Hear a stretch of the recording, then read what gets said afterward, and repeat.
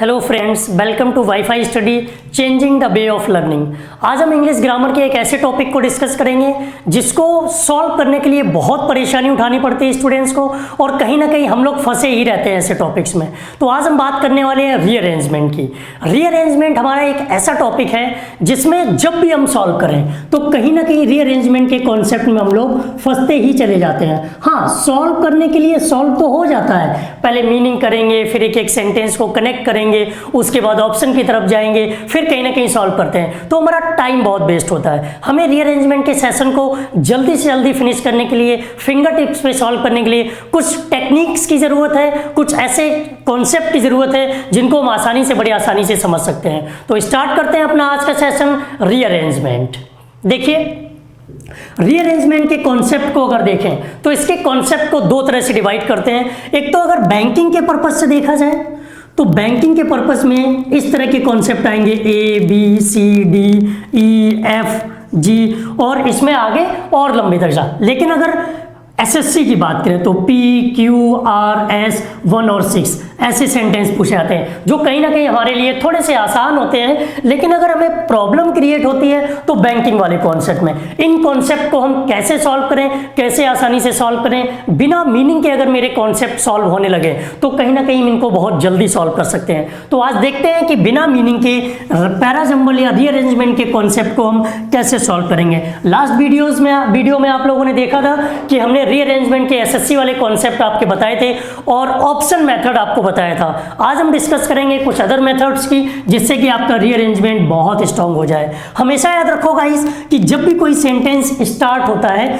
तो उसमें किसी चीज के बारे में इंट्रोडक्शन दिया जाता है, किसी नाउन के बारे में इंट्रोडक्शन दिया जाता है। और जब भी हम इंट्रोडक्शन यूज करते हैं तो इंट्रोडक्शन की शुरुआत मोस्टली देखा गया है कि नाउन से होती है।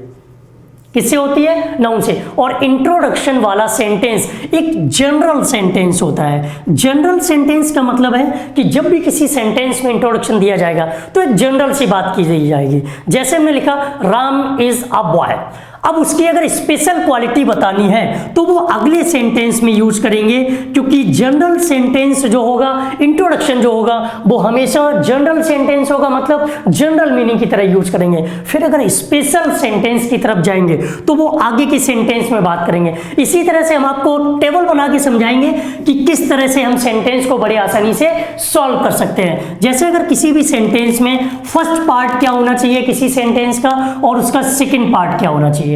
किसी भी सेंटेंस में अगर किसी नाउन या प्रोनाउन की बात की गई तो सबसे पहले उसकी जनरल सेंटेंस, उसकी जनरल क्वालिटी की बात की जाएगी। उसके बाद सेकंड सेंटेंस या अगले सेंटेंस में हम उसकी स्पेशल क्वालिटी की बात करेंगे। मतलब पहले शुरुआत करते हैं, उसके बाद उसके बारे में हम आगे बढ़ने की कोशिश करते हैं। फिर अगर देखा जाए तो अगर किसी सेंटेंस में किसी वर्ड का फुल फॉर्म दिया गया है और उसी सेंटेंस में हमने जो 5 और 6 सेंटेंस दिए गए हैं, उसी सेंटेंस में उसका एब्रिविएशन शॉर्ट फॉर्म भी दिया गया है। एक ही सेंटेंस जिसमें एक वर्ड का फुल फॉर्म और सेम वर्ड का शॉर्ट फॉर्म भी दिया गया है, तो हमेशा याद रखो फुल फॉर्म पहले यूज होगा और उसके बाद हम शॉर्ट फॉर्म का यूज करेंगे। गाइस ध्यान रखिएगा कि अगर किसी सेंटेंस में एक ही वर्ड को फुल फॉर्म और शॉर्ट फॉर्म दोनों में यूज किया गया हो तो सबसे पहले हम किसको यूज करेंगे? फुल फॉर्म को यूज करेंगे, और बाद में हम किसको यूज करेंगे? बाद में हमारा शॉर्ट फॉर्म यूज होगा। ये बात हम सब लोग जानते ही हैं कि किसी भी सेंटेंस में पहले नाउन यूज होगा, उसके बाद हम किसका यूज करेंगे? प्रोनाउन का यूज करेंगे, क्योंकि नाउन वाला सेंटेंस हमेशा इंट्रोड्यूसरी होता है, हमेशा अलग रखा होगा। उसके बाद उसी के अकॉर्डिंग हम प्रोनाउन का यूज करेंगे। ये भी याद रखना है कि अगर हमारा नाउन सिंगुलर है तो उसके लिए आने वाला प्रोनाउन भी कैसा होना चाहिए? सिंगुलर। जैसे हम पर्टिकुलर एक प्लेयर की बात करें, किसी भी सेंटेंस में अगर दिया जाए प्लेयर, तो इसके लिए अगर प्रोनाउन आएगा तो सिंगुलर प्रोनाउन हम ही का यूज कर सकते हैं। लेकिन अगर इसी जगह हम प्लूरल नाउन का यूज करें प्लेयर्स, तो उसके लिए कैसा प्रोनाउन होना चाहिए? दे का यूज करेंगे। इस तरह के क्वेश्चंस को हमेशा ध्यान में रखना कि जैसा प्रोनाउन यूज होगा उससे पहले वैसा ही नाउन आया होगा। मतलब हमें पहले नाउन को देखना है, फिर हम प्रोनाउन की तरफ जाएंगे। अगर नाउन सिंगुलर है तो हमारा प्रोनाउन भी कैसा यूज होगा? सिंगुलर। और नाउन अगर प्लूरल है तो प्रोनाउन भी कैसा यूज होगा? प्लूरल। अब आर्टिकल की कॉन्सेप्ट को समझ लेते हैं। वैसे तो बड़े आसानी से ये कह दिया कि पहला सेंटेंस नाउन का होगा, उसके बाद प्रोनाउन का होगा। अगर ऐसा हो कि दो या दो से अधिक सेंटेंस हमारे नाउन के ही रखे हो, दो या दो से अधिक सेंटेंस हमारे किसके रखे हो?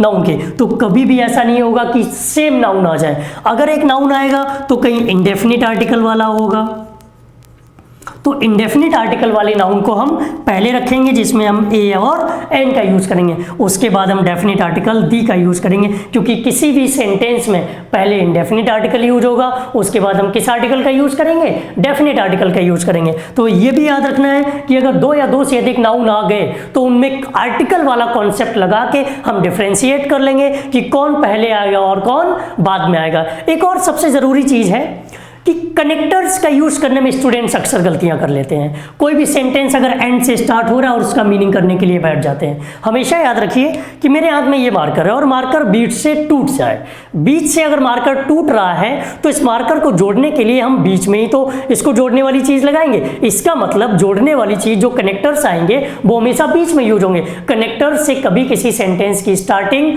नहीं हो सकती, और कनेक्टर्स आपके क्या होंगे? एंड आ गया, टू आ गया, और आ गया, अलोंग विद आ गया। इस तरह के वर्ड्स अगर यूज हो रहे हैं, किसी भी कनेक्टर्स को अगर हम रखेंगे तो कहाँ रखेंगे? मिडिल सेंटेंस में रखेंगे, बीच में रखेंगे। और एक बार जो सबसे इंपॉर्टेंट पॉइंट है वो ये है कि अगर किसी सेंटेंस में, पैसेज में बात की गई है पैराजंबल में, तो उस सेंटेंस को स्टार्ट करने के बाद फाइनल कंक्लूजन तक जरूर ले जाया जाता। आप गौर करिएगा ऐसे सेंटेंस में कि अगर कोई भी रीअरेंजमेंट या पैराजंबल का सेंटेंस है तो उसको इंट्रोडक्शन से शुरुआत करके उसको फाइनल कंक्लूजन तक जरूर ले जाया जाता। तो हमेशा याद रखिए फाइनल जो कंक्लूजन, हम फाइनल वर्ड की यूज करेंगे। कंक्लूजन जो आएगा वो हमारा लास्ट में आएगा या स्टार्टिंग में आएगा? कंक्लूजन करने वाले जो वर्ड्स होंगे वो हमेशा हमारे कहां यूज होंगे? सबसे बाद में यूज होंगे। जैसे हम फाइनली वर्ड की यूज कर लें तो ये कभी स्टार्टिंग में नहीं, हमेशा बाद में होगा। हम बात कर लें कंक्लूजन की तो ये कभी स्टार्टिंग में नहीं, कहां होगा? सबसे बाद में आएगा। हम 10 की बात करें, THUS 10, तो ये भी हमारा कहां यूज होगा? बाद में। ऐसे वर्ड्स स्टूडेंट को बड़े आसानी से तैयार होते हैं और सब इन वर्ड्स के बारे में जानते हैं। लेकिन जब हम रीअरेंजमेंट या पैराजंबल को सॉल्व करते हैं तो कहीं ना कहीं इसमें हम गलती कर लेते हैं। आज हम ऑप्शन के द्वारा SSC में पूछे जाने वाले क्वेश्चंस भी कराएंगे और बैंकिंग में पूछे जाने वाले क्वेश्चंस भी कराएंगे। उन क्वेश्चंस में इन तरीकों को अप्लाई करेंगे। उसके बाद इन क्वेश्चंस के अप्लाई करने के बाद फिर देखेंगे कि कहां पर कमी रह रही। एक बात और गौर करिएगा स्टूडेंट्स कि पैराजंबल रीअरेंजमेंट में आपको एक्सपर्टीज बनना है। अगर आप उसके एक्सपर्ट बनना चाहते हैं तो आप अपनी रीडिंग एबिलिटी जरूर बढ़ाइए, क्योंकि विदाउट रीडिंग एबिलिटी आपको बहुत प्रॉब्लम आएगी। किसी भी न्यूज़पेपर का यूज करें, हमारा जो vocab 24 एप्लीकेशन चलता है वाईफाई स्टडी का, उसको आप यूज करिए। बहुत अच्छा एप्लीकेशन है जिसमें द हिंदू के कॉन्सेप्ट को बहुत अच्छे से समझाया जाता है और उससे आसानी से आप अपनी रीडिंग एबिलिटी को आगे ले जा सकते हो। सबसे बड़ी प्रॉब्लम स्टूडेंट्स में ये होती है कि उनको यही नहीं पता होता कि हम रीडिंग एबिलिटी अपनी बढ़ाएं कैसे। जब भी वो पढ़ने के लिए बैठते हैं तो बोर हो जाते हैं और पेपर समेट के बैठ जाते हैं। तो आप हमारे एप्लीकेशन के द्वारा रीडिंग एबिलिटी को बढ़ा सकते हैं, क्योंकि उसमें कॉन्सेप्ट को बड़े ही आसानी से समझाया जा सकता है। अगर आप किसी वर्ड को नहीं बोल पाते हो, कोई वर्ड का प्रोनाउंसिएशन आपको प्रॉब्लम क्रिएट कर रहा है, तो उससे भी बड़े आसानी से आप समझ सकते हो। तो रीडिंग एबिलिटी बढ़ाते रहिए, क्योंकि हमें कॉन्टेक्स्ट के बारे में ये पता होना चाहिए कि बैंकिंग में अगर जाएंगे तो इकोनॉमिक्स से रिलेटेड कॉन्सेप्ट ज़्यादा आएंगे और अगर SSC में जाएंगे तो सोशल इश्यूज पर रिलेटेड कॉन्सेप्ट ज़्यादा आएंगे। तो हमें ये ध्यान रखना है कि हम किस एग्जाम में बैठ रहे हैं और किस एग्जाम में किस तरह की लैंग्वेज यूज होगी। इसका ध्यान हमें तभी पता चलेगा जब हम रीडिंग एबिलिटी को अपने ऊपर हावी नहीं होने देंगे। मतलब रीडिंग एबिलिटी ऐसा कॉन्सेप्ट है जिसको आप पढ़े और इतना पढ़े कि आपकी आदत पड़ जाए, बड़ी आसानी से आप उन कॉन्सेप्ट को सॉल्व कर सकें। और अगर आप रीडिंग एबिलिटी नहीं ला रहे हो तो कहीं ना कहीं आपको टाइम लगेगा उन कॉन्सेप्ट को सॉल्व करने में। तो एग्जाम्पल के द्वारा समझने की कोशिश करते हैं कि उन क्वेश्चंस को हम कैसे सॉल्व करेंगे। चलिए गाइस, स्टार्ट करते हैं एग्जाम्पल से समझने की। किसी भी कॉन्सेप्ट को कितना भी समझ लीजिए, कितना भी तैयार कर लीजिए, लेकिन उसके सारे कॉन्सेप्ट अगर आपको क्लियर करने हैं, बहुत अच्छे से समझना है, तो कहीं ना कहीं हमें क्वेश्चंस का सहारा लेना ही पड़ेगा। बिना क्वेश्चन का सहारा लिए आप किसी भी कॉन्सेप्ट को बड़ी आसानी से नहीं समझ सकते। हमने आज आपको एक बात बताई सेशन के स्टार्टिंग में कि कनेक्टर्स का यूज हमें रीअरेंजमेंट या पैराजंबल में कैसे यूज करना। तो हम एक पैराजंबल आपके सामने है और इसमें हम सिर्फ कनेक्टर्स की बात करेंगे। मेरा मकसद सिर्फ ये नहीं है कि कैसे क्वेश्चंस एग्जाम्स में आते हैं हैं, कैसे नहीं आते हैं। हमारा मकसद है कि आप रीअरेंजमेंट और पैराजंबल के कॉन्सेप्ट को बिल्कुल अच्छे से समझें। कोई भी रीअरेंजमेंट या पैराजंबल आपके सामने आए तो आपके मन में सबसे पहले ये बात आनी चाहिए, यार ये तो हम बड़ी आसानी से सॉल्व कर लेंगे। कॉन्फिडेंस होना चाहिए। फिर अगर टफ क्वेश्चन भी आएगा तो वो भी आप बड़ी आसानी से सॉल्व कर सकते हो। मेरा मकसद रीअरेंजमेंट आपको पढ़ाना नहीं है, मेरा मकसद है रीअरेंजमेंट आपको सिखाना। क्योंकि अगर आप एक बार सीख गए तो रीअरेंजमेंट किसी भी लेवल का आ जाए आप आसानी से सॉल्व कर सकते हो। तो इस क्वेश्चन में देखते हैं कि कनेक्टर्स का यूज हम कैसे करते हैं। सिर्फ इस क्वेश्चन से हम सीखेंगे कनेक्टर्स का यूज कैसे करते हैं। ऐसे क्वेश्चन एग्जाम्स में आएंगे या नहीं आएंगे इस पे चर्चा हम बाद में करेंगे। पहले हम अपने सारे कॉन्सेप्ट को बड़े आसानी से सीखते हैं, क्योंकि एक बार सीखने के बाद सारे कॉन्सेप्ट हमें खुद समझ में आने लगेंगे। फिर एग्जाम में चाहे जैसा क्वेश्चन आए हम उसे सॉल्व कर लेंगे। देखते हैं। To the supporters of the labor movement, it symbolizes the brutality of the upper class. And to everybody watching, आपने देखा कि दोनों सेंटेंस कहीं ना कहीं कनेक्टर से यूज हो रहे हैं। दोनों सेंटेंस की स्टार्टिंग एक ऐसे वर्ड से हो रही है जो दो सेंटेंस को जोड़ने का काम करता है, दो सेंटेंस को ऐड करने का काम करता है। तीसरे सेंटेंस की तरफ अगर हम गए, to fox hunting supporters labor's 1991 manifesto commitment to when it symbolizes the party's metropolitan and roots and hostility to the countryside। हमेशा याद रखो तीसरे सेंटेंस में भी जब हम गए सी पार्ट में तो ये भी कहीं ना कहीं कनेक्टर से स्टार्ट हो रहा है, जिससे हमारा कोई ना कोई सेंटेंस स्टार्ट होगा। उसके बाद जब हम चौथे सेंटेंस में गए स्मॉल इशूज का यूज हुआ, ये कहीं ना कहीं हमारे नाउन को रिप्रेजेंट कर रहा है। स्मॉल इशूज क्या हुआ जाकर के नाउन। फिर अगर हम पांचवें सेंटेंस में गए तो वो भी हमारा कनेक्टर से स्टार्ट हो रहा। अब यहां हमें बड़े आसानी से पता चल गया, अगर हमारा पहला क्वेश्चन ये होता कि which one is the first sentence, पहला सेंटेंस कौन होगा, तो आप समझ गए कनेक्टर से हम क्या करते हैं। हमने मार्कर वाला एग्जांपल देके आपको समझाने की कोशिश की थी कि अगर हमारा मार्कर टूट जाए तो बीच में कनेक्टर, मतलब इसको जोड़ने वाली जो चीज आएगी वो बीच में आएगी, ना कि स्टार्टिंग में। तो ये जो ए बी सी और ई वाले सेंटेंस हैं इनमें की स्टार्टिंग कनेक्टर से हो रही है। इसका मतलब इनमें से कोई भी पहला सेंटेंस नहीं हो सकता। सिर्फ एक सेंटेंस पहला होने का दावा कर रहा है और वो कौन सा है, डी सेंटेंस हमारा पहला होगा। क्योंकि किसी और में कनेक्टर्स, सब में कनेक्टर्स हैं, किसी और में नाउन है ही नहीं, तो जिसमें कनेक्टर्स आया वो कौन सा है, डी। इसका मतलब है कि हमारा पहला सेंटेंस क्या हो गया जाकर के, डी। अब देखना है कि इसका डिटेल किस सेंटेंस में दिया गया, क्योंकि अगर किसी सेंटेंस में इंट्रोडक्शन हो गया उसके बाद उसकी स्पेशल टास्क की बात की जाएगी, उसकी स्पेशल क्वालिटी की बात की जाएगी, या हम कह सकते हैं कि उसका उसमें डिटेल दिया जाएगा। सेकंड सेंटेंस देखते हैं कि किस सेंटेंस में इसका डिटेल दिया गया। अब आपने देखा कि स्मॉल इशूज प्लूरल है। स्मॉल इशूज कैसा है, प्लूरल। इसका मतलब अगर इसके बारे में आगे बात की गई होगी, इसके लिए अगर प्रोनाउन यूज होगा तो वो कैसा प्रोनाउन यूज होगा, प्लूरल प्रोनाउन यूज होगा। अब हम देखते हैं कि प्लूरल प्रोनाउन हमारा किस सेंटेंस में आया। To the supporters of the labour movements, plural pronoun नहीं, इट आया हुआ है। And to everybody watching, everybody singular होता है। To fox hunting supporters labour, इसमें भी नहीं आया हुआ है। हमारा अगर प्लूरल प्रोनाउन आया तो किस में आया हुआ है, टू दोज में। किस में आया हुआ है, टू दोज में। इसका सीधा मतलब है कि स्मॉल इशूज के बाद का सेंटेंस हमारा कौन हो जाएगा, टू दोज। इसका मीनिंग करने की कोई जरूरत नहीं, आप सिर्फ अपने कॉन्सेप्ट को समझो। मीनिंग सॉल्व करोगे तो टाइम टेकिंग होगा आपके लिए। आपने देखा कि स्मॉल इशूज प्लूरल है और ये नाउन है, इसका मतलब इसके लिए अगर कोई प्रोनाउन आएगा तो वो प्रोनाउन कैसा होगा, प्लूरल। तो क्या हो गया जाकर के, टू दोज वाला सेंटेंस इसके बाद आएगा। मतलब हमारा अभी सीक्वेंस क्या बन रहा है, डी के बाद क्या आ रहा है, ई। अब देखते हैं कि ई में किसकी बात की गई है और उसका डिटेल हमारा किस सेंटेंस में दिया गया है।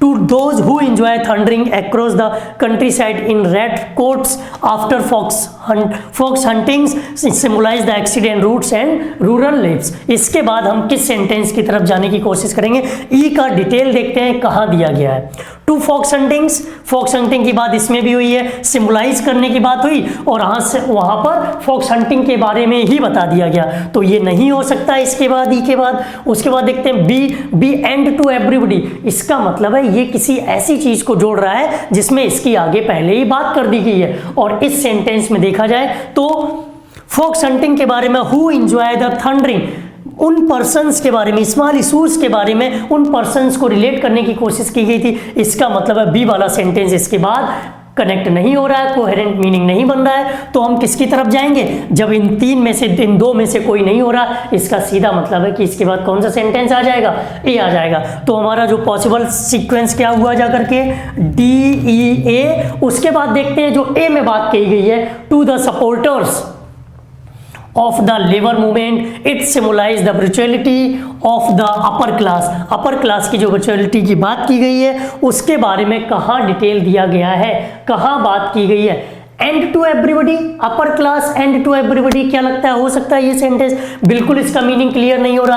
अपर class and to everybody watching नहीं हो रहा है, तो इसके मतलब है अगर बी नहीं हो रहा है, बाकी तीन तो सीक्वेंस में आ ही गए हैं, इसके बाद हमारा क्या हो जाएगा जा करके डी, ई, ए और सी। सी जैसे ही मिला उसके बाद लास्ट वाला कॉन्सेप्ट हमारा अपने आप क्लियर हो गया कि उसके बाद क्या हो जाएगा बी। तो इसका प्रॉपर सीक्वेंस क्या हुआ जा करके डी, ई, ए, सी, बी। इसी तरह के अगर आप एग्जाम में क्वेश्चन देखें तो उसमें आपसे पूछा जाएगा इनमें से पहला कौन होगा, दूसरा कौन होगा, तीसरा कौन होगा, which one is first second sentence, third sentence, fourth sentence. आपको अपना सीक्वेंस ऐसे ही बना के आंसर चूज कर लेने हैं। एक बात हमेशा याद रखना गाइस कि जब भी कनेक्टर्स की बात आए तो गौर से समझने की कोशिश करो कि किस कनेक्टर के साथ हम किसको जोड़ने की कोशिश करेंगे। जैसे एंड आ रहा है, एंड हमेशा दो ऐसे नाउन या प्रोनाउन या ऐसे वर्ड्स को जोड़ने की कोशिश करता है जो एक जैसे हों, एक जैसे पार्ट्स ऑफ स्पीच को जोड़ने की कोशिश करता है। इसी तरह टू आ गया, वो किसी भी सेंटेंस के मीनिंग को आगे ले जाने की कोशिश करता, और उसी के बेसिस पर हमने इस सेंटेंस का सीक्वेंस क्या निकाला,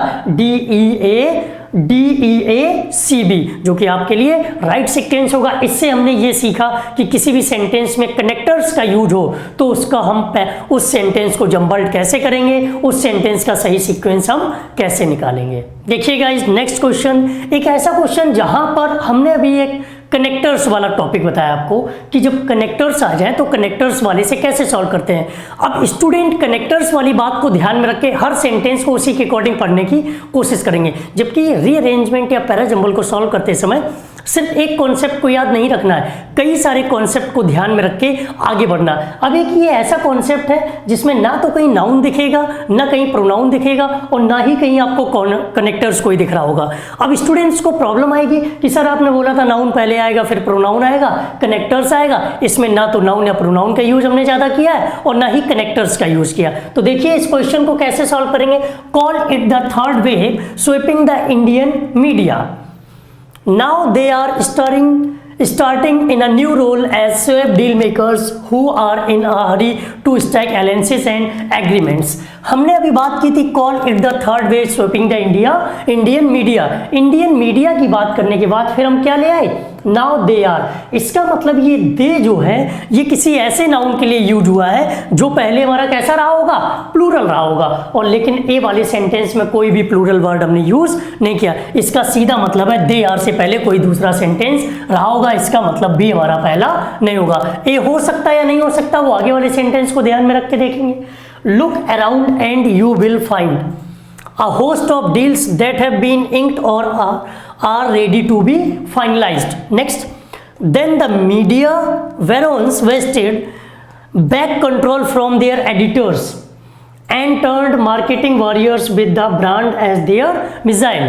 फिर the first came with those magnificent men in their mahogany chambers with took on the word with their mighty fountain pen. एक ऐसा कॉन्सेप्ट हमने आपके सामने रखा, एक ऐसा सेंटेंस रीअरेंज करने के लिए रखा जिसमें से किसी भी सेंटेंस में ये नहीं पता चल रहा कि हम कहाँ से स्टार्ट करें। तो देखिए एक इंट्रोड्यूसरी सेंटेंस तो हमें मिल ही जाएगा, ढूंढने की थोड़ी कोशिश करेंगे तो कोई ना कोई इंट्रोड्यूसरी सेंटेंस, क्योंकि इसमें ना तो नाउन और प्रोनाउन का कॉन्सेप्ट मिल रहा, एक हमारा नाउन मिल रहा है द फर्स्ट केम, उसके बाद किसी तरह से हमें कुछ समझने की कोशिश नहीं पड़ी। देखिए call it the third wave sweeping the Indian media. हमने यहां पर इंडियन मीडिया की बात की, किसकी बात की, इंडियन मीडिया। इसका सीधा मतलब है कि इस सेंटेंस में, इस पैसेज में सिर्फ और सिर्फ हम किसकी बात कर रहे हैं, इंडियन मीडिया, क्योंकि एक ऐसा वर्ड है जो इंट्रोड्यूस कर रहा है किसको, इंडियन मीडिया को। तो इंट्रोड्यूसी सेंटेंस ही हमारा क्या होता है, पहला होता है। तो इसका मतलब ए ही हमारा कौन सा सेंटेंस हो जाएगा, पहला। तो हमारा सीक्वेंस स्टार्ट होता है और पहला सेंटेंस क्या होगा, ए। उसके बाद हमें क्या करना है, इंडियन मीडिया को the third wave sweeping the Indian media, Indian media की बात स्टार्ट कर देगी। फिर नाउ, फिर लुक, फिर देन, उसके बाद वर्ड आया the first came with with those magnificent man in their mahogany. तो इंडियन मीडिया को डिटेल कहाँ दिया जा रहा है, इंडियन मीडिया के बारे में कहाँ बताया जा रहा कि इंडियन मीडिया है क्या, उनका काम क्या है, कैसे काम कर रहे हैं। तो वो हमारा किस सेंटेंस में दिया गया, the first came with those magnificent man in there mahogany chambers who took on the world with their mighty fountain pens। तो इंडियन मीडिया का जो डिटेल दिया गया, जो आगे का डिस्क्रिप्शन दिया गया, वो किस सेंटेंस में दिया गया, ई में। इसका मतलब ए के बाद हमारा कौन सा सेंटेंस आ जाएगा, ई हो जाएगा। उसके बाद देखते हैं क्या बनता है जाकर के, now they are starting in a new role as swap deal makers who are in a hurry to strike alliance and agreements। Look around and you will find a host of deals। मतलब media के बारे में पहले तो detail introduction दिया गया, फिर media के बारे में डिटेल, अब उसके बारे में जो स्पेशल पॉइंट यूज किया गया वो क्या यूज किया गया, look around and you will find a host of deals। या then the media variants wrested back control from their editors and turned marketing warriors with the media के बारे में ई में जो बात कहेगी उसको आगे बढ़ाने का काम किस सेंटेंस ने किया है, डी वाले सेंटेंस किया, क्योंकि फाउंटेन पेन से वो जो काम कर रहे हैं उसकी बात कहाँ की गई है, हमारे डी पार्ट में की गई। इसका मतलब जो हमारा नेक्स्ट सीक्वेंस होगा वो क्या हो जाएगा, जाकर के डी हो जाएगा। इसके बाद बी और सी में से हमने देखना इसके बाद क्या आएगा, और लास्ट वाला सेंटेंस हमें बड़ी आसानी से मिल जाएगा। इसके बाद ब्रांड एज देयर मिसाइल के बाद होने के बाद देखते हैं, look around you will find a host of deals. या now they are starting in a new role age. जब हमने एज देयर मिसाइल की बात की तो सीधा सा मतलब है कि इसके बाद इस सेंटेंस के बारे में आगे बात कहाँ की जा रही है, लुक अराउंड। इस सेंटेंस में तो बिल्कुल फाइनलाइज कर दिया गया, मतलब आसपास देखने के बारे में उस सेंटेंस से पूरा पैसेज खत्म करने की कोशिश की जा रही। इसका मतलब सी लास्ट में होगा, तो उससे पहले क्या हो गया, look around and you will find. आप पाएंगे, उस सेंटेंस से इस पार्ट को पढ़ने के बाद ही पता चल जाता है कि इस सेंटेंस ने यहां पर कंक्लूजन दे दिया, और कंक्लूजन वाला सेंटेंस हमारा कहां रहता है, सबसे लास्ट में। इसका मतलब इसका रियल सीक्वेंस क्या होगा, ए ई डी बी और सी। तो आपको ध्यान रखना है, जब भी कोई ऐसा सेंटेंस मिले जहां नाउन प्रोनाउन आर्टिकल कनेक्टर्स वाला कॉन्सेप्ट काम ना आए, तो हमें देखना है कि बात किसकी की गई है। कोई ना कोई नाउन हमें मिल ही जाएगा, जरूरी नहीं है नाउन स्टार्टिंग मिल जाए, हो सकता वो नाउन बाद में दिया गया हो, उससे उस सेंटेंस को इंट्रोड्यूस कराया जा रहा हो, उससे उस पैसेज में पूरे आगे की बात की जा रही हो। फिर देखो कि जिस वर्ड से इंट्रोडक्शन दिया गया उसका डिटेल कहाँ दिया गया, मतलब उसके बारे में जो स्पेशल बात कही जाएगी वो कहाँ कहेगी, क्योंकि किसी भी सेंटेंस में सबसे पहले जनरल बात की जाएगी, फिर उसके बारे में स्पेशल बात कहने की कोशिश की जाएगी। तब देखिए कि उस धीरे धीरे उन चीजों को कनेक्ट कौन कर रहा है, उसका मीनिंग क्लियर कौन कर रहा है, और ऐसे हमारा सेंटेंस क्लियर हो जाएगा। हमेशा याद रखो कि जब भी सेंटेंस ऐसा आए तो थोड़ा सा फोकस करना पड़ेगा, थोड़ा टाइम लग सकता है, लेकिन प्रैक्टिस करते समय टाइम लगे कोई दिक्कत नहीं, बट एग्जाम हॉल में हम पूरी तैयारी के साथ जाएंगे।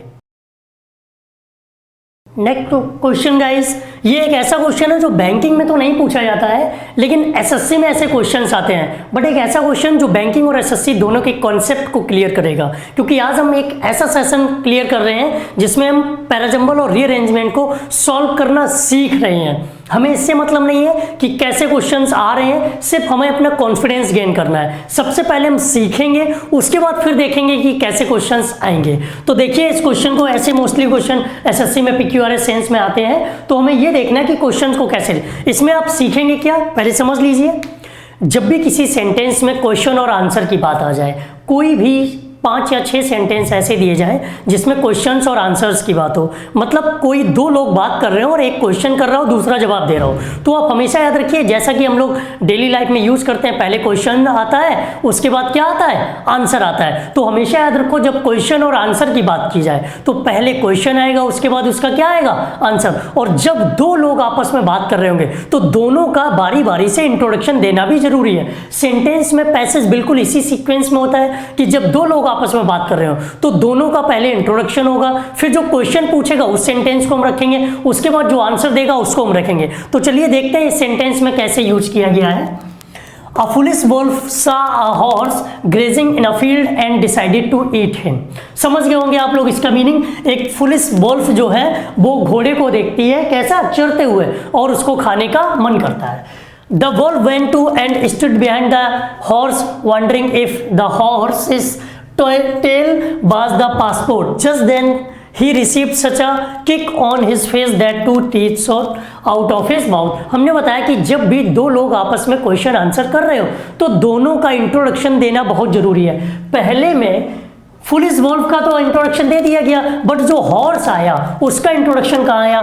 पी में नहीं है, क्यू में नहीं है, आर में क्वेश्चन पूछा गया है, तो एस की तरफ अगर हम जाएं तो देखें व्हेन द हॉर्स सा द वॉल्फ, हॉर्स की भी बात कर दी गई कि उसने जब उसको देखा तो क्या कहा, आगे की बात में देख सकते हैं आप, said you can not eat me, आप मुझे नहीं खा सकते क्योंकि मुझे यहाँ चढ़ने का एक पासपोर्ट मिला हुआ। अब देखिए आगे क्या होता है, व्हाट इज द पासपोर्ट। हमने बोला कि जब भी किसी सेंटेंस में क्वेश्चन दिया जाए, जब भी दो लोग आपस में बात कर रहे हो तो पहले दोनों का इंट्रोडक्शन दो। दोनों का इंट्रोडक्शन पहला वन में दे दिया गया इंट्रोडक्शन, जिससे हमें कोई मतलब नहीं। उसके बाद हॉर्स का इंट्रोडक्शन कहाँ दिया गया? एस में। तो इसका मतलब है कि पहला हमारा क्या होगा जाकर के? एस हमारा पहला हो जाएगा। जब दोनों का इंट्रोडक्शन हो गया उसके बाद क्वेश्चन किया जाएगा। क्वेश्चन किसमें किया गया है? What is the passport. तो क्वेश्चन किसमें हमारा आया? आर में आया हुआ। किसमें आया हुआ? इसका मतलब आर वाला हमारा क्या हो गया? सेकंड हो गया। एस आर वाला हमें मिल गया, दो ऑप्शन मिल गए और तीसरे और चौथे की तरफ हमें जाने की कोई जरूरत नहीं है, क्योंकि हमने इससे पहले वाले सेशन में आपको बताया था कि कभी भी हमें चारों सेंटेंस को नहीं देखना होता है, हमें एक या दो, ज्यादा से ज्यादा दो, नहीं तो एक से ही पूरा सेंटेंस क्लियर हो जाता। तो जब हमें पता चल गया कि पहला एस होगा, दूसरा आर होगा, तो तीसरा और चौथा बस बड़ी आसानी से हमें मिल गया। तो हमारा राइट आंसर क्या हुआ जाकर के? एस आर क्यू पी, यही राइट आंसर। पूरे चारों की तरफ जाने की आपको कोई जरूरत नहीं, हम सिर्फ क्वेश्चन आंसर वाला कॉन्सेप्ट समझ रहे थे। आई थिंक गाइज आपको बड़ी आसानी से समझ में आ गया होगा। इसकी और आगे प्रैक्टिस करते रहिएगा। इसमें अगर किसी तरह की आपको कंफ्यूजन होती है तो कमेंट्स बॉक्स में लिखिए, तो आगे के सेशन में हम इसकी कंफ्यूजन को दूर करेंगे। नेक्स्ट क्वेश्चन गाइस, एक ऐसा क्वेश्चन, ऐसे क्वेश्चंस भी एसएससी में ही पूछे जाते हैं, इससे भी आपका एक कॉन्सेप्ट क्लियर हो जाएगा, क्योंकि हम ऐसे क्वेश्चंस को आज पढ़ रहे हैं जिनसे कि हम पैराजंबल के कॉन्सेप्ट को सीखें, पैराजंबल हमारा इतना स्ट्रांग हो जाए कि कॉन्फिडेंस लेवल हमारा हाई हो जाए। जब भी कोई क्वेश्चन पूछा जाए तो हमारे दिमाग में सबसे पहले ये आए कि यार ये तो हम बड़े आसानी से सॉल्व कर लेंगे। तो देखिए, we were taking tea at the Ratna tea stall, introduction दिया गया इसमें रत्ना टी स्टॉल का। उसके बाद we found a tourist bus which had just rammed into a tamarind tree। ये हमने कब देखा होगा? अभी तो हम चाय पी रहे थे और अचानक से हमने क्या देखा? पाया नहीं, कहीं ना कहीं ये सेंटेंस, इससे पहले भी कोई सेंटेंस आना जरूरी है। देखिए, we rushed out the tea stall, इसमें भी नहीं। we helped द पैसेंजर्स, अभी पैसेंजर्स की आगे कहीं बात ही नहीं हुई है, तो पैसेंजर्स की हेल्प कहां से करने लगे? अभी तो चाय पी रहे थे। Suddenly we heard a loud noise, यहां से क्लियर होता है कि हम जब टी स्टॉल पर थे तो हमने क्या किया? एक लाउड नॉइज, तेज आवाज सुनी। इसका मतलब है पहले वाले सेंटेंस का डिटेल हमारा कहां दिया गया? एस में दिया गया। कहां दिया गया? तो पहला हमारा जो है वो क्या हो जाएगा? एस हो जाएगा। क्यू खत्म, पी खत्म और आर खत्म, इसका मतलब एस वाला सेंटेंस हमारा हो गया और यही हमारा क्या हो जाएगा? आंसर। चारों सेंटेंस की तरफ हमें जाने की कोई जरूरत नहीं पड़ी, क्योंकि गाइस हमेशा याद रखो, जब चारों लेटर अलग अलग हो, एक एस से, एक क्यू से, एक पी से और एक आर से, ये दुनिया का सबसे सरल रीअरेंजमेंट होगा एसएससी के लिए, क्योंकि इसमें सिर्फ हमें एक को देखना है और बाकी सब बड़ी आसानी से हमारे सॉल्व हो जाते हैं। इसमें हमने देखा कि रत्ना टी स्टॉल की बात हुई, उसके बाद हमने क्या पाया? वो हमारा कहां दिया गया? एस में, और एस वाला पहला हो गया, इसका मतलब क्यूपीआर अपने आप सीक्वेंस बन गया। तो इसका राइट आंसर क्या हुआ जाकर के? S QPR. आपने आज जो 4 क्वेश्चंस देखे उसमें 2 तो ऐसे थे जो बैंकिंग पर्पस वाले थे, 2 ऐसे थे जो एसएससी पर्पस वाले थे। हम सिर्फ अपने कॉन्सेप्ट को क्लियर करने की कोशिश कर रहे, अभी ना तो हम बैंकिंग के क्वेश्चंस को सॉल्व कर रहे ना एसएससी के, हम सिर्फ ऐसे कॉन्सेप्ट को समझ रहे जिससे रीअरेंजमेंट के क्वेश्चन हमारे अच्छी तरह से सॉल्व हो जाए, पूरी तरह से हम सीख जाए। क्योंकि हम अभी आपको पढ़ाने की कोशिश नहीं, अभी हम आपको सिखाने की कोशिश कर रहे हैं। एक बार जब आप सीख गए तब आपके मन में ये होना चाहिए कि यार हम कोई भी रीअरेंजमेंट, कोई भी पैराजंबल बड़ी आसानी से सॉल्व कर सकते हैं और किसी किसी भी तरह की आपको कभी कोई किसी एग्जाम में दिक्कत नहीं आएगी। होप सो गाइज आपने आज का ये सेशन पसंद किया होगा। सिर्फ कुछ पॉइंट्स को और हम रिमेंबर करा देते हैं। याद रखिएगा कि जब भी कनेक्टर्स की बात हो तो कनेक्टर्स हमेशा दो सेंटेंसेस को जोड़ने का काम करेगा। इसका मतलब कनेक्टर्स हमेशा दो सेंटेंसेस के बीच में आएगा। कनेक्टर्स वाले सेंटेंस हमेशा कहाँ रहेंगे? बीच में रहेंगे। नाउन वाला सेंटेंस पहले रहेगा, इंडेफिनिट आर्टिकल का सेंटेंस पहले रहेगा, उसके बाद डेफिनिट आर्टिकल आएगा, पहले नाउन आएगा, फिर प्रोनाउन आएगा। नाउन सिंगुलर है तो प्रोनाउन भी सिंगुलर होगा, नाउन प्लूरल है तो प्रोनाउन भी कैसा होगा? वो भी प्लूरल होगा। अगर किसी सेंटेंस में क्वेश्चन और आंसर की बात की गई है तो पहले क्वेश्चन आएगा, उसके बाद क्या आएगा? आंसर दिया जाएगा। दो लोग अगर आपस में बात कर रहे हैं तो बारी बारी से अलग अलग सेंटेंस में दोनों का इंट्रोडक्शन देना भी जरूरी है। होप सो गाइस आपने पसंद किया होगा। और आगे की ऐसे कॉन्सेप्ट के लिए अगर आप चाहते हैं कि ऐसे कॉन्सेप्ट आपको मिलते रहे तो हमारे चैनल को सब्सक्राइब करना ना भूलो और सबसे जल्दी हमारे वीडियोस देखने के लिए बेल आइकन को जरूर क्लिक करिएगा। तब तक के लिए best of luck. Thank you.